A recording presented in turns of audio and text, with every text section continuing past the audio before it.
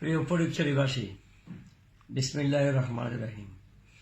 আগামী 30শে ডিসেম্বর জাতি এক অস্তিত্বের প্রশ্নে 17 কোটি মানুষের হৃদয়ের মণি আমাদের দেশনেত্রী তিনবারের প্রধানমন্ত্রী বেগম খালেদা জিয়া অন্যায়ভাবে নির্যাতন করে সরকার, অত্যাচারিত সরকার জেলখানায় বন্দী রেখেছেন।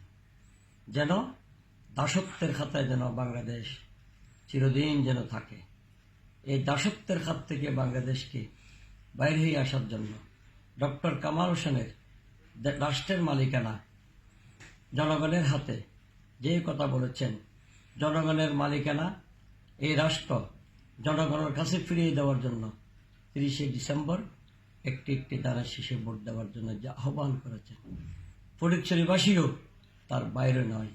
ফটিকছড়িতে আমাদের তারুণ্যের অহংকার তারেক রহমান একজন প্রার্থী পাঠিয়েছেন, যার অনেক অনেক অনেক দিন সেনাবাহিনীতে যিনি চাকরি করেছেন। এরকম একজন সৈনিককে ফটিকছড়িকে পাঠিয়ে আমাদেরকে গর্বিত করেছেন। আমরা আশা করব আগামী 30শে ডিসেম্বর দানের শীষ প্রতীকে ভোট দিয়ে জনগণের মালিকানা, দেশের মালিকানা জনগণের হাতে আসবে। দাসত্বের হাত থেকে দেশ মুক্তি পাবে।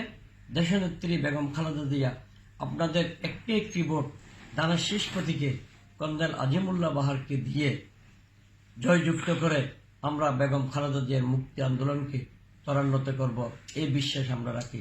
সবাইকে ধন্যবাদ। আবারও আসসালামু আলাইকুম।